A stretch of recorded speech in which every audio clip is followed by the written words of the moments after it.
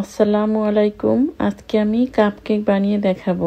এর জন্য একটা বলে নিয়ে নিলাম 3টা ডিম। আপনাদের ডিম যদি ফ্রিজে থাকে তাহলে আগেই বের করে নেবেন।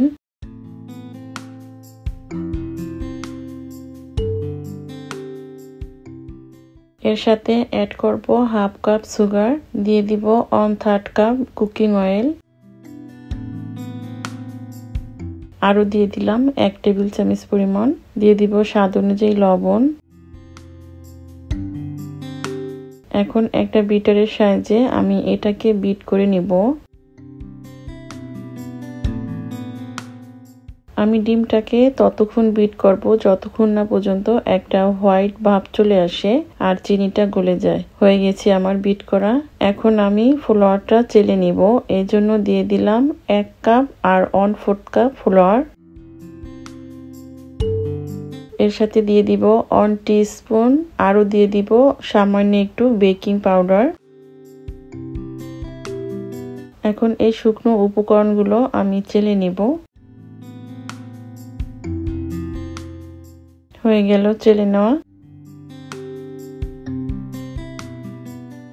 এবার এই ডিমের ব্যাটারের উপরে আমি ফ্লাওয়ার দিয়ে দিব আর একটা হ্যান্ড মিক্সচার দিয়ে এটাকে আমি মিশাতে থাকব। এই ফ্লাওয়ারটাকে একদিক থেকেই ঘুরিয়ে ঘুরিয়ে মিশিয়ে নিতে হবে।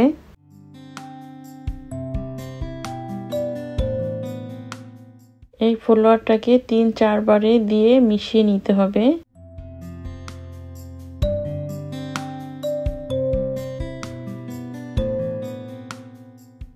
হয়ে গেছে আমার মিশিয়ে নেওয়া।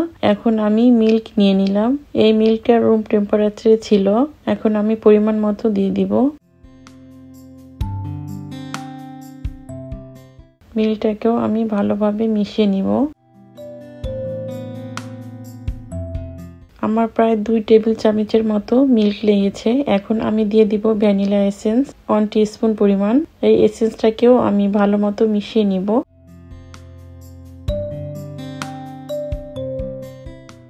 হয়ে গেল মিশিয়ে। এবার এই বাটারটাকে আমি কাপ কেকের মোল্ডে ঢেলে নিব। আমি মোল্ডের বেশি অর্ধেকটা আমি ভরে দিব।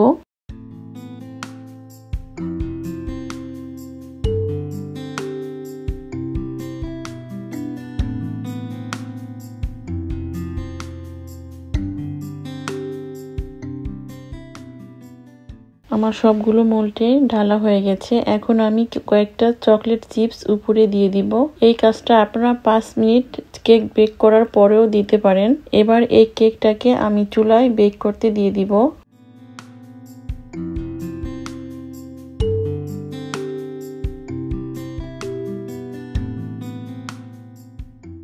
ফিরে আসলাম বেক করার পরে। এখন একটা কেক আমি ছিঁড়ে দেখাচ্ছি কতটা সফট হয়েছে। আজকে এ পর্যন্তই। ফিরে আসবো আবার নতুন কোনো রেসিপি নিয়ে ইনশাল্লাহ।